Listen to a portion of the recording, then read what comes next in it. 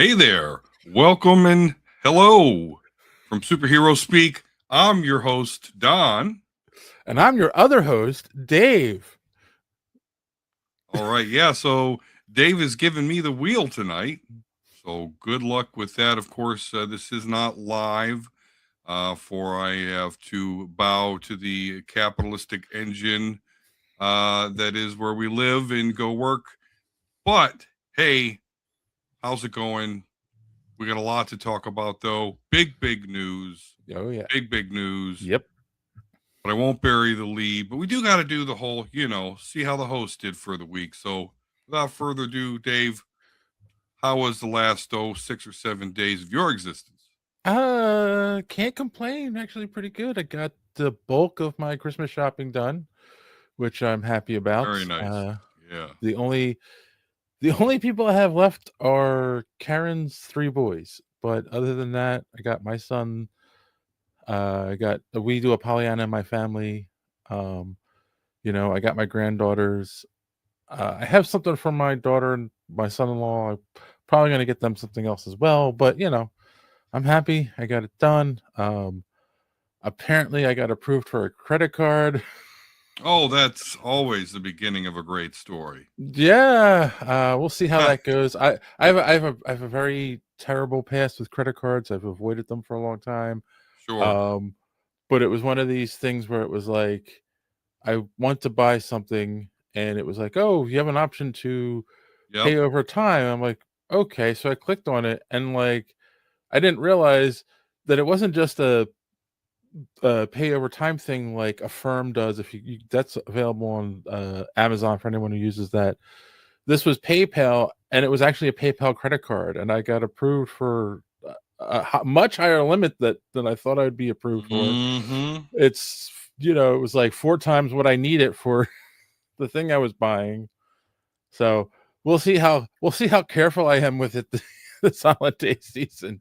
It comes in the mail this week, the actual physical card. So we'll Yeah. see. Fingers crossed I don't go into debt. Save it all for Comic-Con, then go into massive debt, and have a That's ton to actually carry back to the train. that's actually a really good idea. At least save it to pay for the room. Look at that. You're a smart man. But yeah, no, that's it. Just getting ready for Christmas and all that fun stuff. How about you? How was your week? I've had a little bit of a rough week, Dave. Of course, I'm working a lot, but even beyond that, we had some weather here Mm. in the South Shore of Lake Erie area of Ohio. And unfortunately, one of the vehicles went into the ditch as someone was driving to work one morning. So thankfully, everyone's okay. But yeah, that's always fun to deal with. And then, in my spare time, I, play video games. I've been talking about on the show, been playing through Suikoden 2, and I basically got to the end of it. But yeah, I must have been tired, maybe not completely sober one night when I did a save that was, yeah, basically makes it so I need to do the whole game all over again if I want to get the best ending. So Oh. that's a pretty angry thing to go through. But at least silver lining though, it is kind of cool to like go through an RPG like that in quick Mhm. succession, just for the story elements and stuff. So I am taking advantage of that. So That's good. Yeah, I guess don't that's don't the worst of your week, don't game first and world drink. problems, right? or be extremely tired, Yeah. extremely tired. So okay. Yeah. But speaking of, being privileged and whatnot, we got a lot to talk about. There's a lot of news. So Yeah. let's kind of summarize here. And again, I'll try to not be thrown off by only having one monitor. So the first thing is Dave was right, and we'll get into those details. We got Scarlet Johansson perhaps coming back to a comic universe. Spider-Man news, which I'm going to heavily lean on Dave here for obvious reasons. Endgame in the theater. What do you think about that? Shuri first confirmed character for Secret Wars. Okay. And of course, the big news, top story, Netflix won the bid for the WB. But before we get into that, Dave, of course,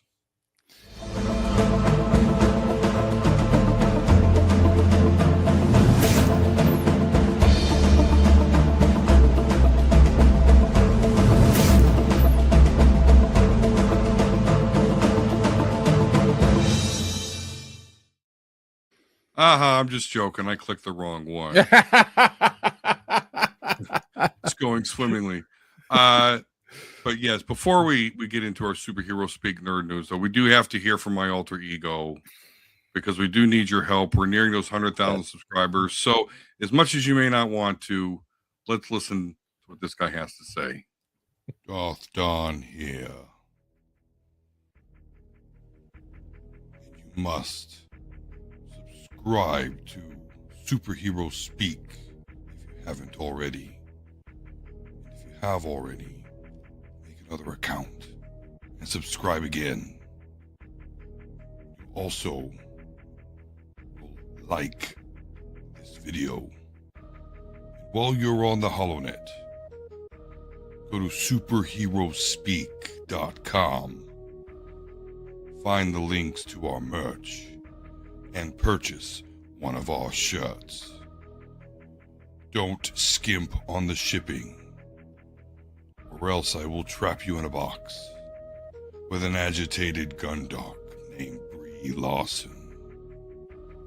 I would just force lightning you, but we don't have that in the effects budget. Now, back to the show.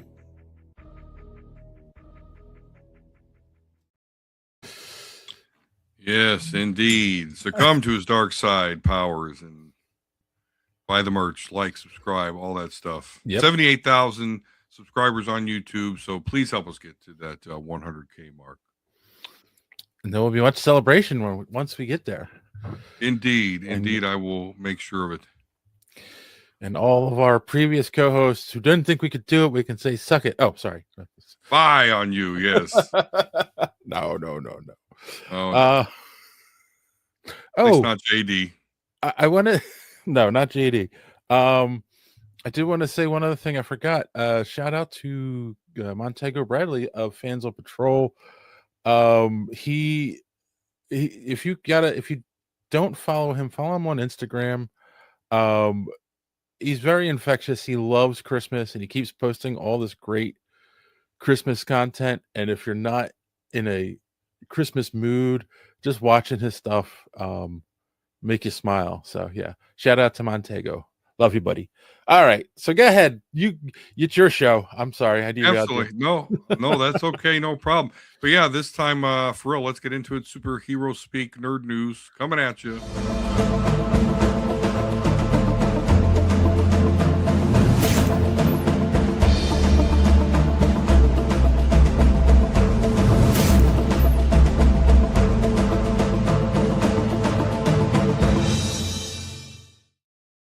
That's right. So nice I had to play it twice. Exactly. Absolutely. Okay, so Dave, this has been an ongoing theme. Someone from Superhero Speak is right, and this time it is you. For once. For more than once, buddy. God, you're the insider, buddy. And even with our anonymous, unverifiable sources, we got it going. So, but you were right about, of all things, Star Wars. We speculated about the 50th anniversary. What were they going to do? And you insisted that they're going to release the original Star Wars cut, the one that started it all, before being dubbed Episode 1 or Episode 4. Sorry, A New Hope. It was just Star Wars. I've never gotten to see that original cut in the theaters. I was only alive for the Return of the Jedi as far as being in Star Wars. So yeah, it'll be a first for me. I can't wait. But Dave, first thing I got to know is you called it, you got it. How does that make you feel? And what's your other thoughts and feelings about Star Wars in theaters again? I feel it was a no-brainer because the fans have been asking for this for decades, ever since George Lucas started molesting the movies and changing them around. Because they have re-released them in the theaters a couple times, but they were always a special edition, and he changed them every time. it felt like, Disney's got control of this now. They know the fans want it, so I knew it was coming. It's interesting too, like you said, the original scroll at the beginning, just that alone is interesting because it doesn't even say episode 4. It just says Star Wars. It doesn't say A New Yep. Hope or episode 4. It just says Star Wars and the scroll starts. And obviously that's been changed over the years. I think when Empire Strikes was coming out, there may have been like the year before they did re-release Star Wars and changed it to episode 4 at that point. Yeah. So yeah, so I think it's gonna, if it's truly the complete unedited cut, obviously it'll be cleaned up because I'm sure there's a lot of the film is probably not in the same condition as it was 50 for years sure. ago. I'll be interested to see people's reaction, not necessarily to the movie itself because there isn't going to be that many differences. What I'm curious is like that scroll.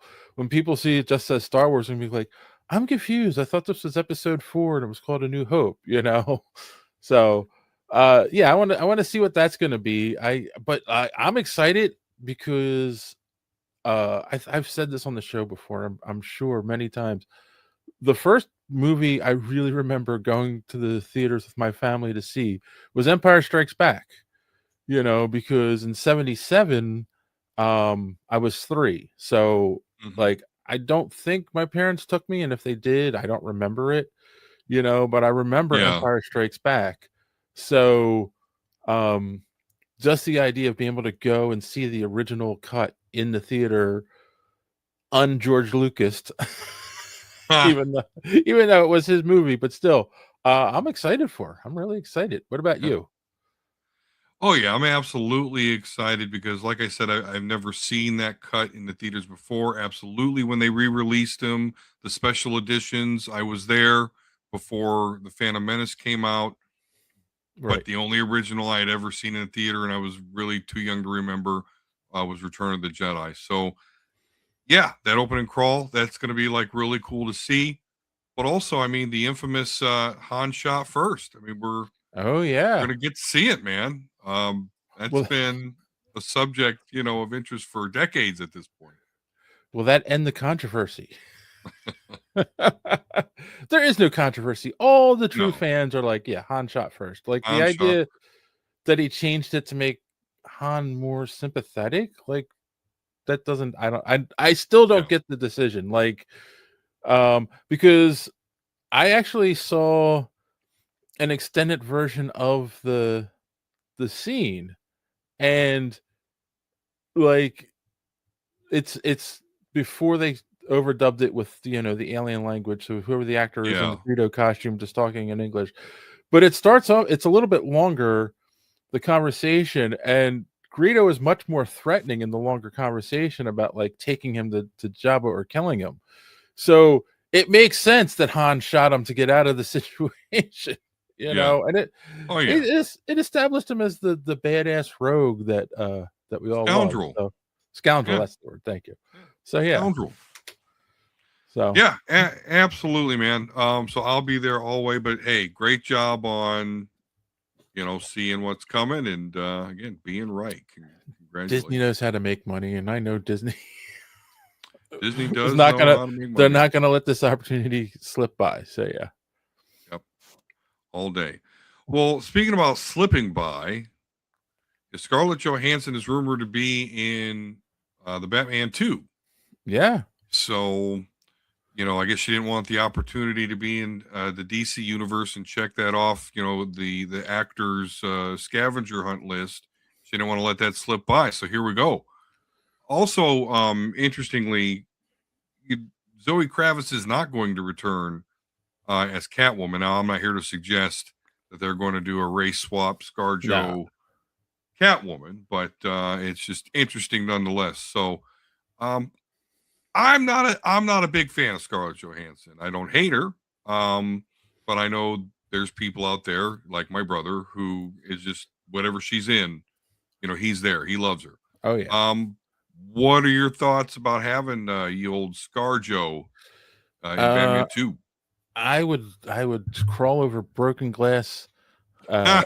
over a football field of broken glass just to smell her feet. But anyway, Oh uh, boy, okay. too much information. Um, I like the idea. She's an actress that's gonna put asses in seats. Ha! Let's be honest. Um, and but I've been trying to think like who could she be playing? Like I think I'm one of thinking the Poison Ivy. I was That gonna that say was this. Poison Ivy is the obvious choice. Um, but we all think of her as a redhead because of her playing Yeah, um the Scarlet Witch, not the Scarlet Witch. Oh my goodness. Black Black Widow. Widow. Um, but her natural hair color is blonde. So I mean, obviously she's not gonna be Batgirl. She's way too Right. old to be Batgirl. Eh. Um, so yeah, I mean it's or Talia al Ghul, maybe. Mm-hmm. Um, because then you're putting her also in a potential love interest Yeah. to Batman. Like they're the only two I can really think of. And yes, I know there's a bunch of female rogues, supporting female characters in the Batman universe, like, but you're not going to bring her in and make her Vicky Vale. You're not going to make her Right. you're not going to make her a Batman love interest, because that's a waste of an action star. That's why you're going to probably make her a villain. And yeah, Catwoman probably would have made sense if they didn't already have a Catwoman in the universe. Mm-hmm. Um, so yeah, Poison Ivy is the most obvious choice at the moment. We'll have to see where this goes. Um, yeah. Think they're going to recast Catwoman or just veer the story away from that character? What do you think? Um, I don't know. Did they say why she wasn't returning? Is No, it I didn't read like too much into it to be honest with you. I mean, I read a little bit of it if I remember correctly. It was just kind of one of those things. Okay, I'm done with that. it's But yeah, it's it, to me that tells me a couple. It could be one of a couple things. It could be she's not in this. She's not in part two. So instead of saying like, "Oh, they didn't ask me to come back," she goes, "Oh yeah, I'm not into it." Or if they really want her, they're going to back the Brinks truck up to the right. house, and she'd be Yeah, like, "Oh yeah, I love the character. I can't wait to play her again." So, um, I don't think this is a move of like, "Oh, she didn't want to do it, so now we're going to get Scarlett Johansson because we think Zoe Kravitz drew that many people." Like, no, yeah. like the interesting thing was Patterson's Batman and that version of the Riddler. So, um, like Catwoman's there and she's a part of the story, and it's basically a long Halloween. A lot of the elements that are in it. Yeah. Uh, that's why you needed Catwoman for it. But you know, at the end of the day, like I really feel like it's because it's been taking so long too. There probably wasn't a very strong developed story, and they were probably like, we don't know what to do with Catwoman in part two. Like she's not as integral for the story we want to tell moving forward. So Yeah.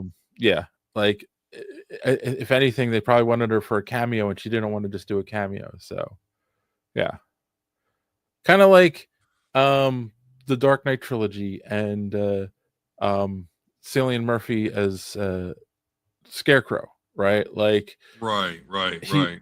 he's an integral part of part one, and he kind of just shows up in the other ones, you know, as like a background character. So yeah, Which was cool because that character and that actor actually really did meld pretty well. But yeah. that was cool to see. But okay, interesting. Well, you mentioned Brink's, truck, right, full of money.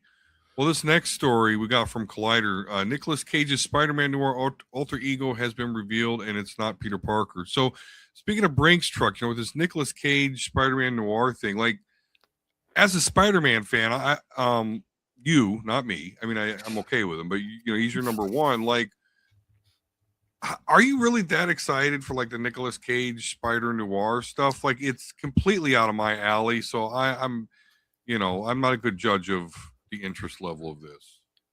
I think this is a brilliant move, and this goes back to um this weird argument of like Sony wanted to make all of these offshoot Spider-Man movies, but not mess Mm-hmm. with what Marvel was doing now that they have the deal with, and Tom Holland is in the MCU as Spider-Man. Like, so they gave us a Morbius movie. They gave us a Craven Craven movie and the Madam Web movie, and they're all horrible because again, trash.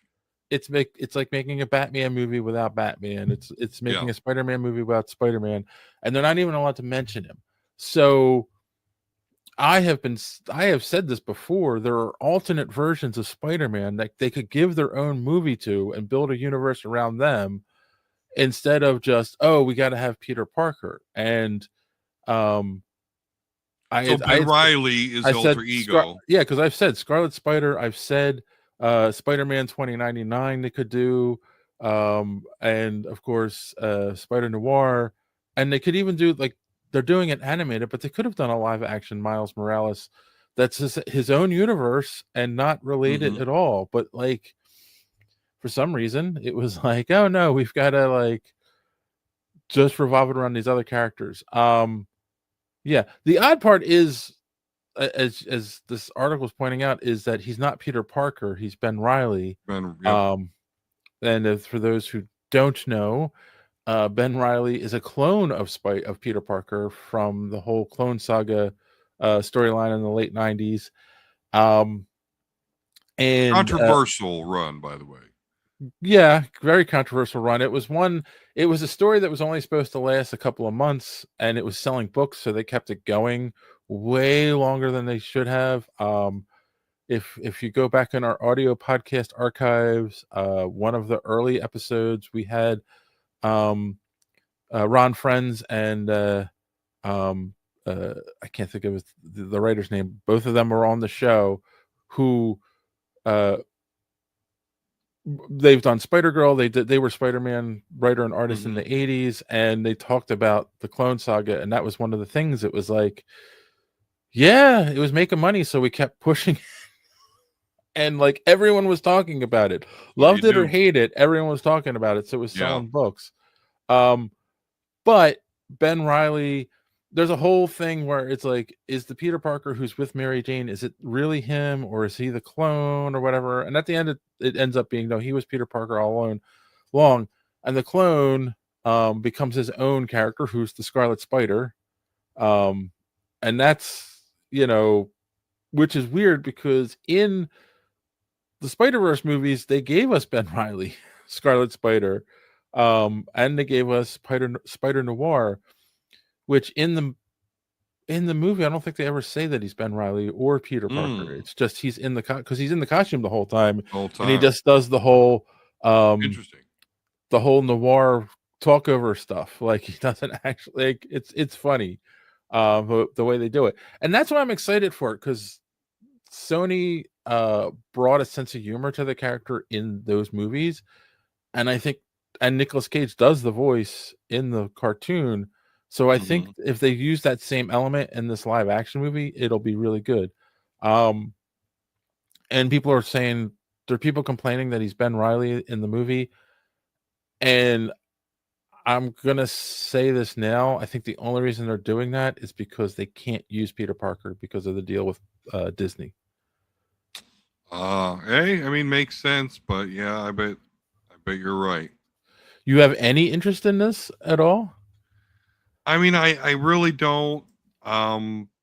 Said Clone Wars saga that you just talked about, that happened like right in the heyday of my comic book collecting. So it like kind of cemented my hatred for the Spider-Man comics, as we hear about ridiculousness. And I'm like, clone, not clone. Like, oh, I thought X-Men shit was convoluted, but okay, Yeah, I like a certain brand of convolution, and it's not the Spider-Man kind, apparently. So, I mean, I haven't even watched Into the Spider-Verse. I know it's huge amongst like my nieces and nephews and stuff. I don't know, never connected with any of that. So I know any Spider-Man fan right now, they're like, well, why are you asking this guy? I don't remember asking you a goddamn thing. So shut up. Yeah, I don't know. Character, I actually honor the character. I mean, he's an important Marvel character.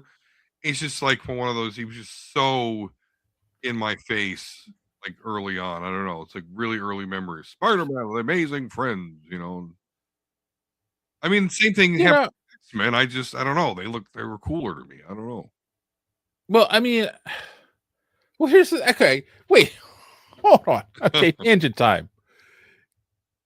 Given that argument, why do you still love Wolverine? Because they pushed him out in front. There was Wolverine in the X-Men cartoon. He was the face of the movies.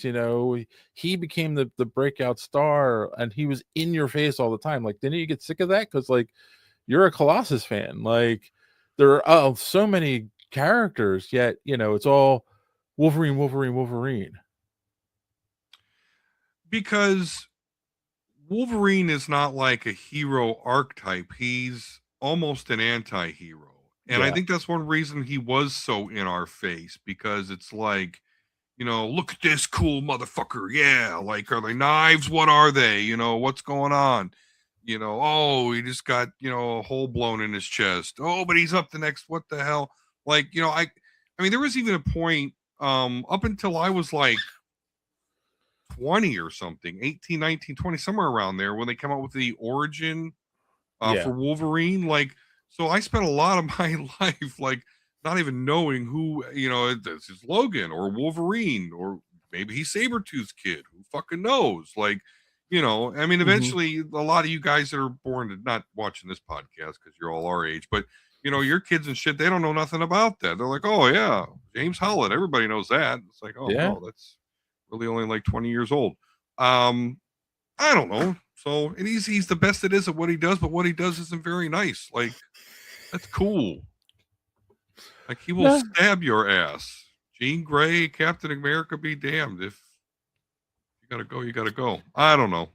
Well, I think we're gonna have to review Spider Noir for the podcast. So, okay, I'm down. You'll be forced to watch it. I'm sure it'll probably actually be good, to be honest with you. I mean, I'm not here to say Into the Spider-Verse isn't great. I'm sure it is. I will say this too. Like, I am a Nicolas Cage fan, and I'm pretty sure this will be a good movie. But the problem with Nicolas Cage is you don't know which Nicolas Cage you're going to get. You're either going to get the brilliant actor or the fun guy to watch, or the crazy over the top Nicolas Cage. So is it National Treasure Nicolas Cage, where he's playing a historian and he's like really good in the role and everything, or is it Big Daddy from what was the name of those Kick-Ass, where he's so over the top? Oh, Kick-Ass, that's right. I almost forgot about that. Yeah. Or even Ghost Rider, there's scenes in there, it's like, he's scratching at the door. That's the second one, I believe. Or what was the one with the bees? Where they put the mask on. Oh, I've seen the meme, but I've never. Yeah, I don't remember that being in a movie. Yeah. So, yeah. Good old Nick Cage. Still working. Still working. He'll work forever. God, could you imagine if we had gotten him as Superman in the 90s? I feel though that because we didn't, like, Hollywood feels they owe him some sort of superhero debt. That's why he is, still around, in the superhero game. I don't know. The Superman with the long hair, I never really dug it. So people were like, ooh, over those pictures. And I was like, that looks horrible. Has Nicolas Cage played more superheroes than any other actor? Well, no, right, because Ghost Rider and then that guy from Kick-Ass. I mean, and then Wait, hold on. now, Let's go through the list. So, right, Kick-Ass, Big yeah, Daddy from Kick-Ass, uh-huh, Ghost Rider, and yeah. then he's been Superman multiple times because he was the voice of Superman in He did Teen voice him, Titans. didn't he? Yes. Yeah, and then of course in the Flash movie, Spider-Man Noir, already in animated and going to be live action. Okay. So he's 2 Marvel, 2 DC. So Yeah, so 4. Chris Evans, you've got 2 Captain America. Ryan Reynolds has 2. Yes, one from DC, one from Marvel. Chris Evans, both is Marvel. Yeah, interesting. I think so, man. All right, if you guys can think of an actor who's played more, and I don't Damn. mean supporting roles, I mean actual superheroes, let us know in the comments down below. I mean, there's probably a voice actor who's done like, a bunch of characters over the years. But like live action, definitely, I think he's the winner. I mean, the only one that could possibly beat him is like, yeah, if there's like a DC animated studios Right. voice actor, that was around for 20 years. There may be someone around there like that, but other than that, damn, I think Nick Cage takes it. Interesting. Good on you, Nick. Good on you. Well, hey, speaking of taking it, of course, some would even say the last good Marvel movie, Endgame. They want to re-release that in theaters, at least per deadline here. Avengers Endgame getting re-released in theaters next year ahead of Avengers Doomsday. So, what's your take on that, Dave? Them re-releasing movies like this? I've actually been thinking about this, right? Because there's going to be there's definitely going to be a theater that does it because they do it all the time. When the next big Avengers movie comes out, they'll do a marathon. Where I mean, I think the last with Endgame it was like 2 days. There hasn't been that many movies since then. I don't think they would show the shows. But it might have to be 3 days for this. So I'm kind of like, why are they? That's my question: is why are they doing it? It's one of 2 reasons. One, they're afraid there isn't enough hype for Doomsday that they figure we'll put one of our biggest movies back out again, and people say, "Oh, you know what? Marvel does good, so we're going to go see it." But that seems silly. Or they've changed something in Endgame that affects Doomsday.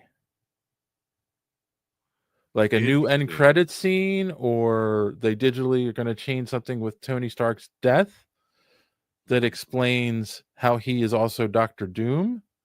Because it's just like whatever it is, 6 months before Doomsday comes out, you're just all of a sudden here's Endgame again. Just all of a sudden at the end of the year they're saying, okay, we're gonna just put this back into theater. Like, I really, maybe I'm wrong, but I really feel like that's what they did. They're tacking on an end credit scene in it now that sets up Doomsday and how Tony Stark is also Doctor Doom.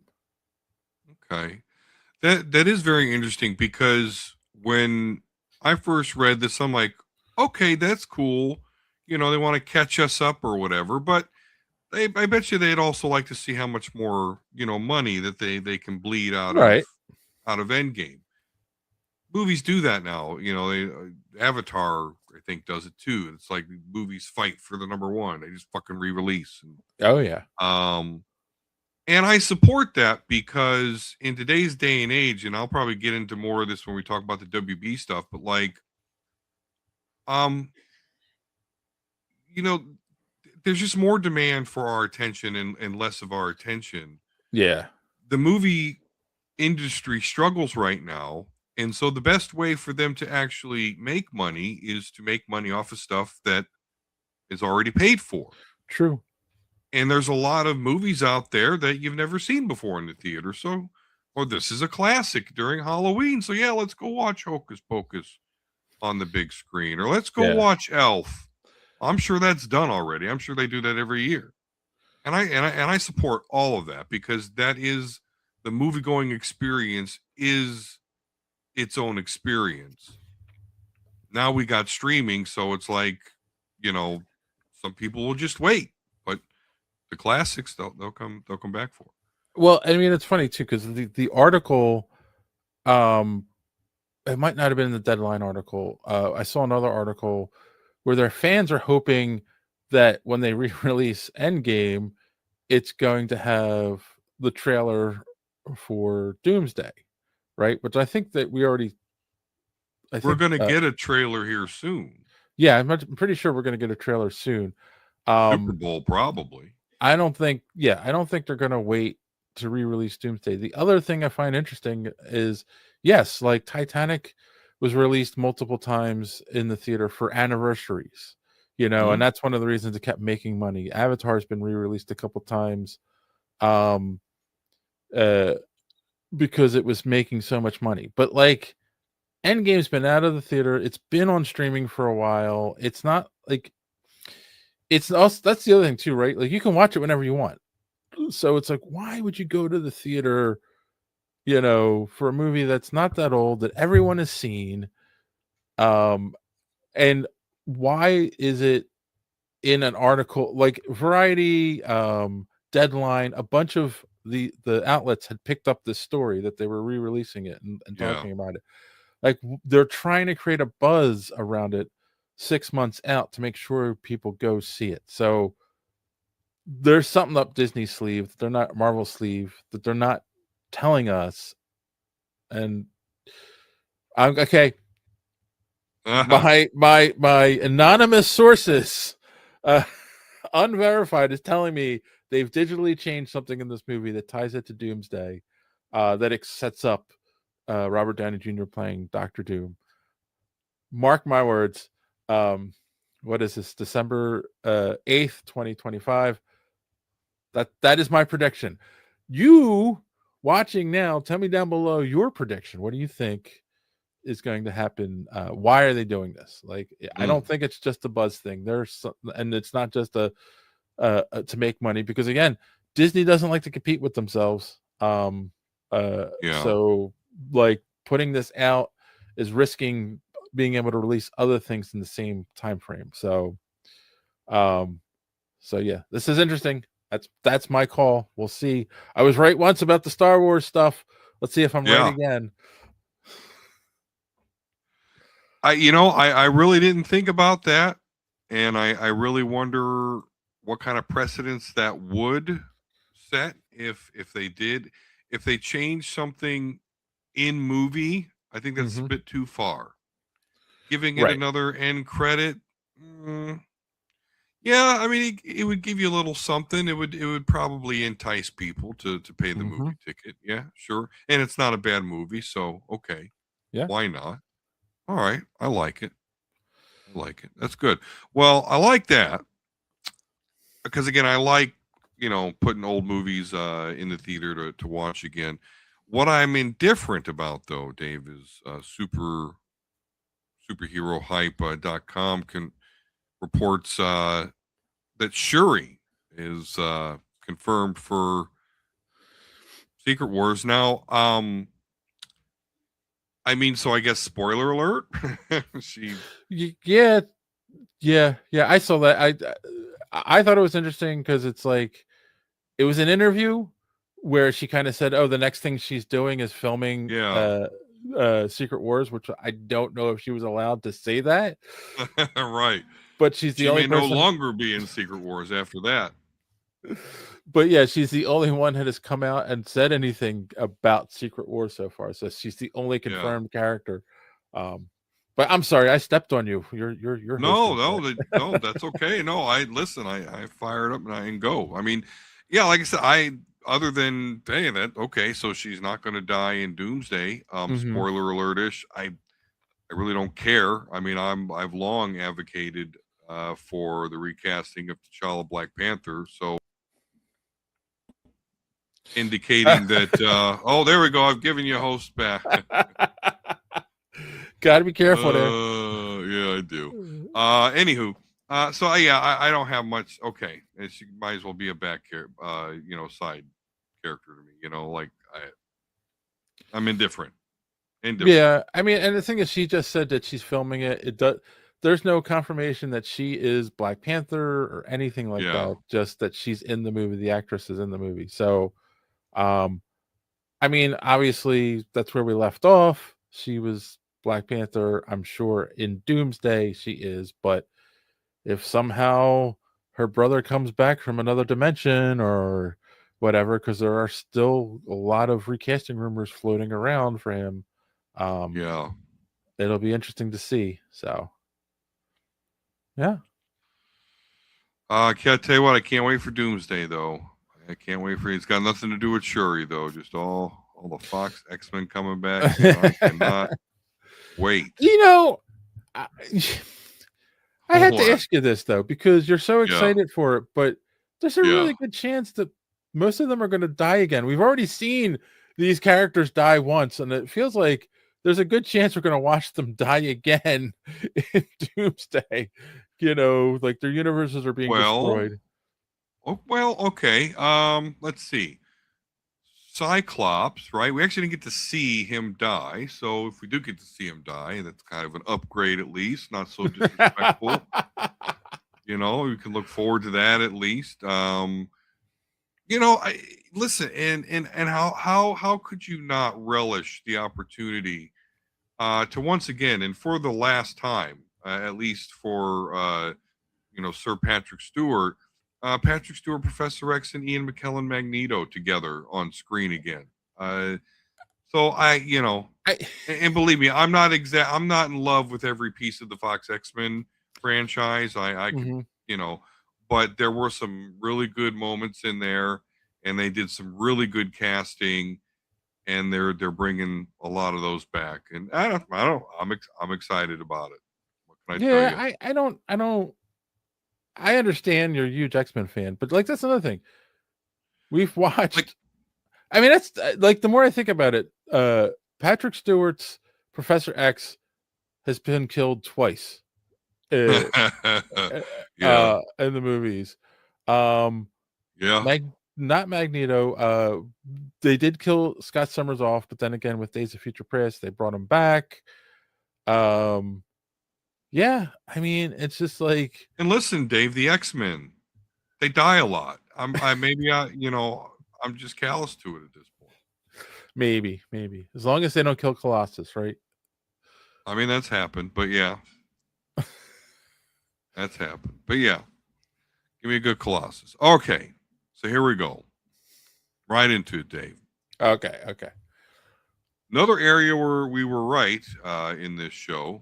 So our lead main story, of course, everybody is abuzz about the Netflix Warner Brother takeover, paying an upwards of what was like $54.7 billion was the bid that Netflix has for Warner Brothers. This is reported on multiple outlets, if you're not under a rock. But I did bring up, the fact that this is going to have to be cleared by the government. Right. And if this does happen, are we back to the cable box once again? Because, you got Disney with Star Wars and Marvel, by the way, which have only, and I realize this was like 15-ish years ago, but they paid $4 billion for each of those franchises. So, yeah. Not a lot compared to what is potentially going to be paid for WB. But they will get DC, Harry Potter, all the classic stuff, Wicked. I'm not going to be able to remember or name everything here. Game of Thrones, whole bunch of stuff on Netflix. Slight correction. Yeah. You said 45 billion. It's 82.7 billion. 82. Yeah. Why did I double? Yes. I don't. You know what? And as I was in my head, I remember giving myself the tidbit that Disney paid like 10% for Disney and Marvel what they're paying for. So yeah, thank you for the correction there, Dave. But yeah, so I mean, I got a lot of thoughts, but Dave, I want to get yours. Do you think this is gonna be approved? I remember I said that I thought Netflix would be a good fit. Looks like WB agrees. But what are your take on it, man?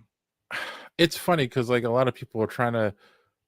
Oh my God, there's so many thoughts and ideas floating around this, and I've been trying to like read some different things.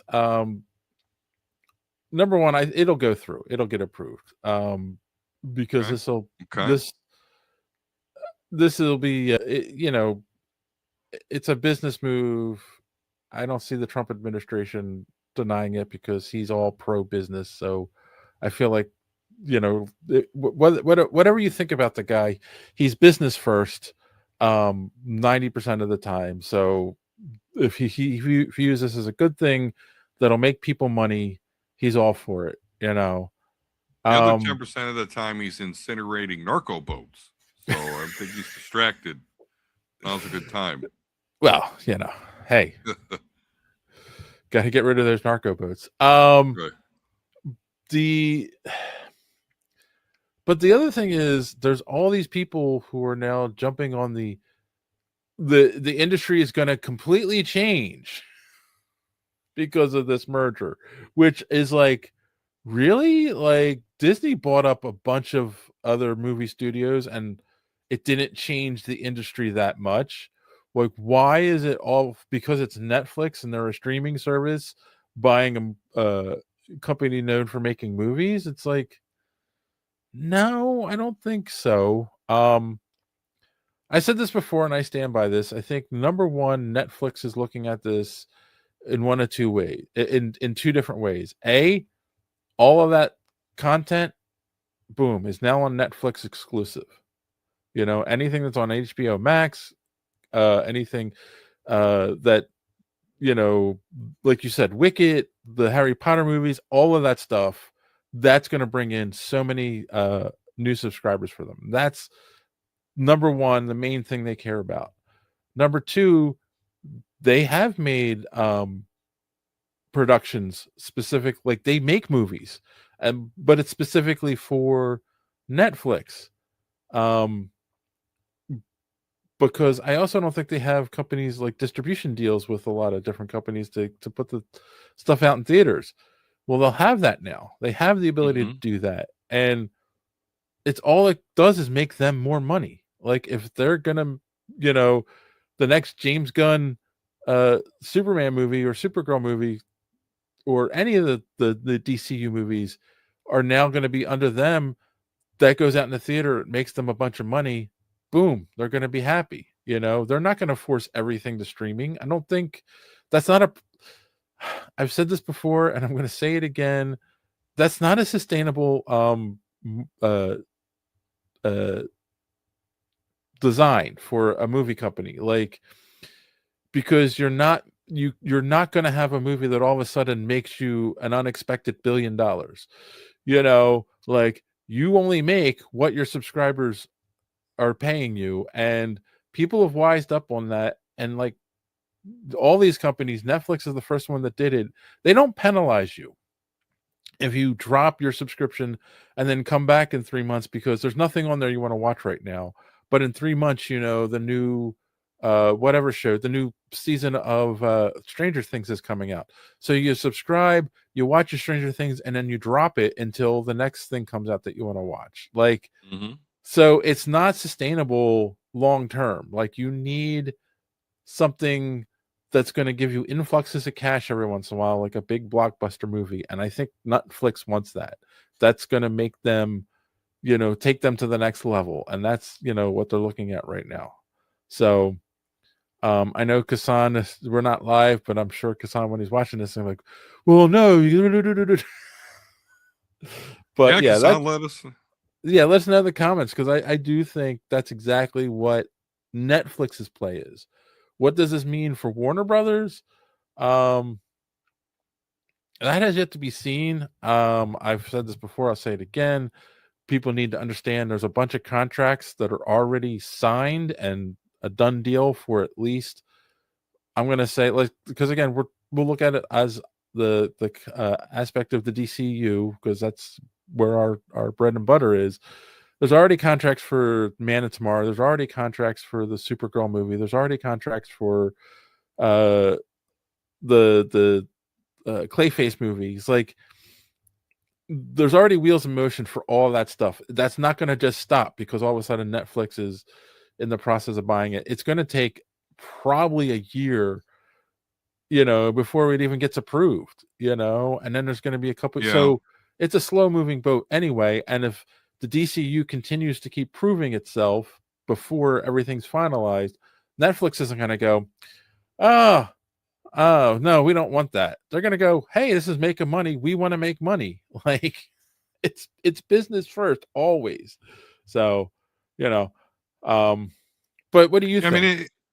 It's been confirmed that James Gunn is still going to be ahead, or James Gunn and Saffron are going to be ahead of the DC division there. So I agree with you in the sense that this merger going, or whatever you want to call it, Netflix buying Warner Brothers isn't going to change the industry. Although the industry is going to change, is changing. Right. And I think that Netflix actually has been really smart and really strong. I mean, they cracked down on the whole sharing thing, Yeah. Still here after that, that didn't end up being some PR nightmare where they got canceled or something like that. So they're still here. They've got hit shows that they made. I think Stranger Things, I think they owe the writers of Stranger Things or the creators of Stranger Things a whole lot of props, because that is a very popular show. And I work retail, one of my jobs, and you should see all the merchandise that is out there for Stranger Things. I mean, they have like little D&D. There's like little D&D journals. Like, you can get the Hellfire Club's D&D journal if you want, which I thought was cool. And I've said on the show before, like, for you want to make money with the property, you gotta capitalize on the merchandising. True. Yogurt said it, best from Spaceball: merchandising. I was going to say that the genius that taught us this all many moons ago, tying it back to our first story, George Lucas in Star Wars. He knew up front that this is a kids movie and kids are going to want to buy the toys, and most merchandised movie of the time, so. And I definitely agree with you that, I did find myself thinking, like, boy, does this mean that all the WB stuff is now just going to be streaming? I mean, but that, you're right. They can't do that, because you can't have that $1 billion paycheck without putting it in the movies. Now, I think they'll be very, very conscious about what they do that with. Mm-hmm. I would at least hope so, because, as I mentioned, the industry is changing, and I think that we will start to see less and less movies come out as they become more and more risky, and more of them are not making money. Even the ones that do make money, they say they don't, and then you have to come to Superhero Speak for Don to tell you the truth and say, no, it made money. But listen, man, this economy is not getting any better, and people like me, I work multiple jobs, so I have less time to play video games, to go out see a movie. So when I do have time, streaming is the most efficient option. So kudos to Netflix for understanding, like, hey, we've got to get a whole lot more content, because we're vying for less and less free time. The market share is shrinking for people's free time, at least in my world, man. And I'm not the only person, that works multiple. So it's a shrinkage, and I think streaming does have a little bit of advantage over the movies, But again, you're right though. The lottery, you can't get the winning lottery ticket though in streaming. You can get the weekly salary that'll get you by, but the lottery ticket, that gets you the new boat is in the theaters. Right. And men don't like shrinkage. No, but here's a question for you. This was something that was tried during the pandemic, and obviously it didn't work as well as they wanted to. This is something Disney tried, but my question is, if you could go to the movie theater or pay $20 to just watch it on Netflix at home, would you choose to pay the $20 or go to the movies? Oh, I'd pay the $20.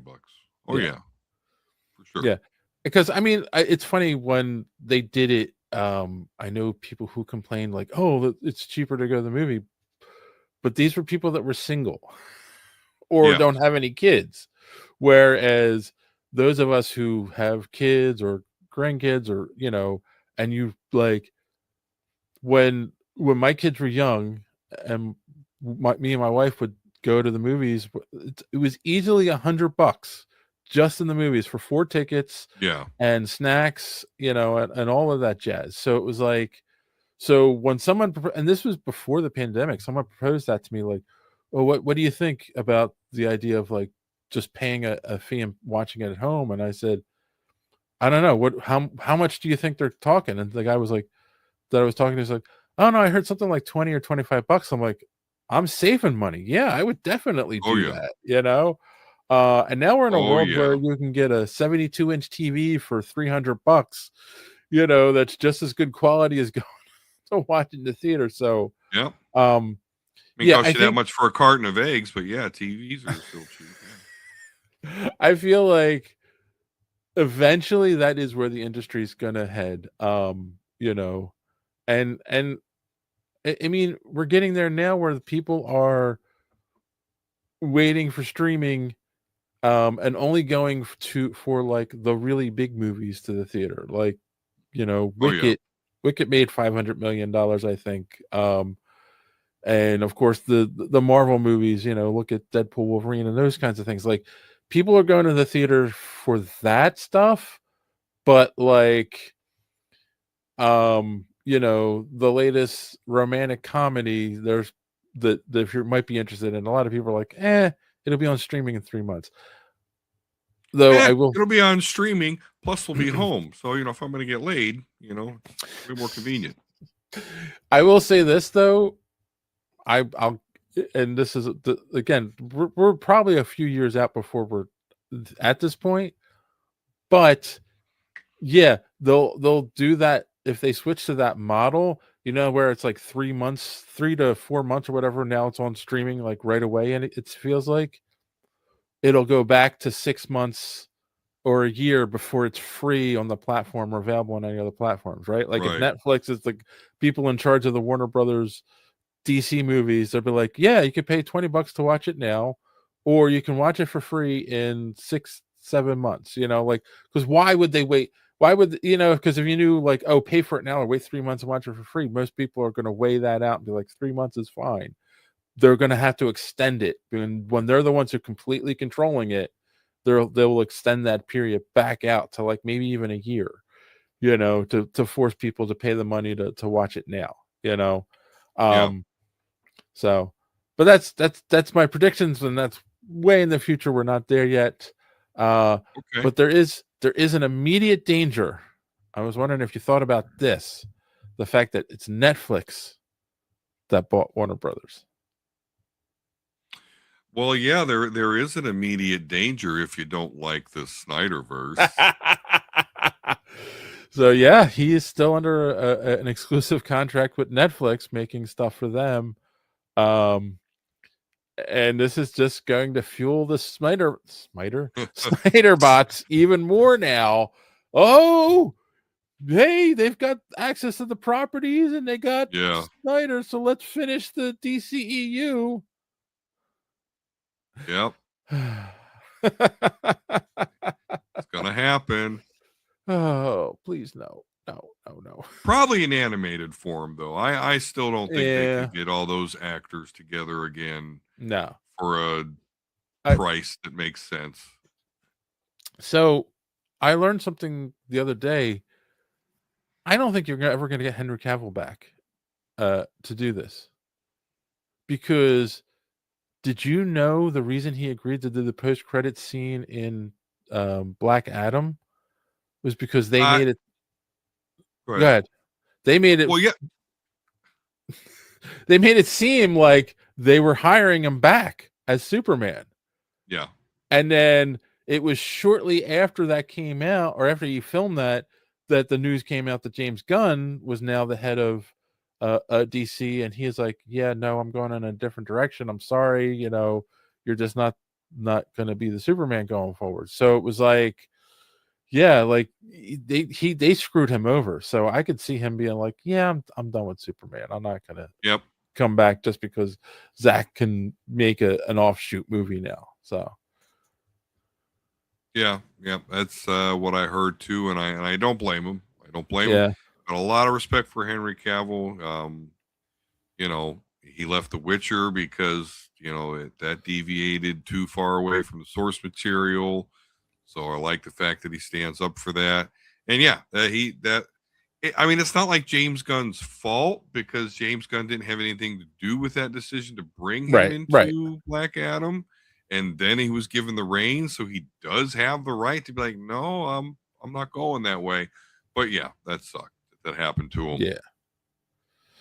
Yeah. Oh, But I think adjusting my light. I yeah. do think it's just going to fuel the Snyder bots. Yep. And we'll have to deal with that. It'll fuel online. the Snyder bots. But hey, I'll pretty much only have 2 streaming services to pay for after that. So that's kind of cool. Yeah. I mean, Yeah. Paramount gets in there every now and then, but really it's like Disney, Netflix, and you've got Amazon Prime because of The Boys and Invincible. Yeah, I didn't read this article. I saw somewhere where like Paramount said it wasn't a good idea for Netflix to buy Warner Brothers. Of course not. You were bidding too, and you got outbid Right. it. Like Yeah. you're a loser complaining. Keep doing your Star Trek stuff. Right. No offense to Star Trek. I love Star Trek, but You do love Star Trek. Yeah. I just thought that was a weird headline. I'm like, I'll read this later. Yeah. Of course you would say that. I want that cheesecake. That's a bad idea for you to eat that cheesecake, but I Yeah, would like exactly. cheesecake here after the show. But before I can, Dave, let's ask the question. What do we learn on the show tonight? Oh, I guess on I the gotta show, go or first. do you have any recommendations? That's right. Oh, geez, I can't listen to you and then like come up with a funny thing to respond. Um, Should have been doing that already, buddy. I'm just kidding. I think that I learned that hey, this works. Let's keep going back and forth every other week like this. Okay. That way it's more fair. You have the experience of dealing with a mega level nerd. So yeah. This was fun, and we'll only get better as it goes on. And I also learned that I fear the Snyder bots. The more I think about it, it just scares me, and I know it's coming. I'm shocked I haven't seen anything, but I have I was in different groups because I was kind of curious for a while.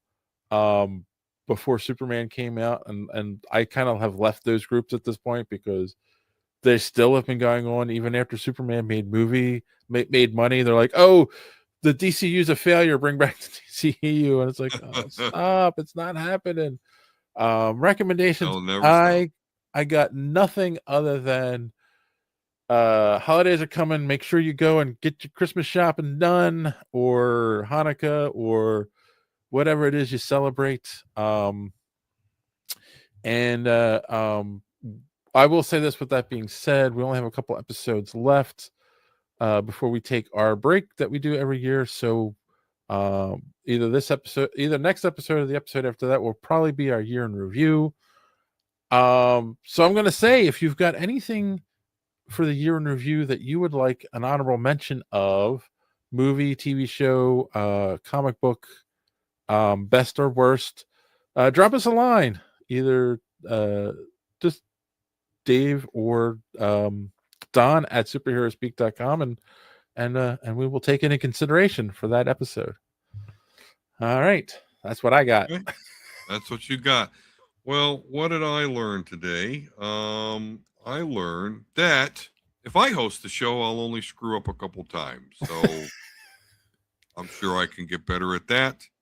Recommendations, I don't have really much to recommend other than X-Men 97. How about that? Can't go wrong. Nope, no, you can't. Can't go wrong with the X-Men 97. All right. Well, hey, on that note, as always, you say it, Dave. It's your line. I don't want to steal it from you. All right. Thanks for watching. Don't let your cape caught in the door. See you next week.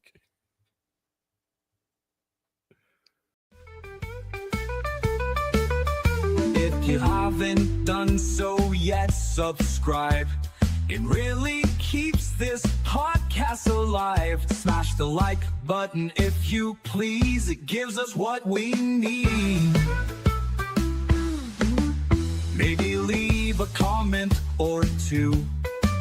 It's a really nice thing to do. And what are you waiting for? Visit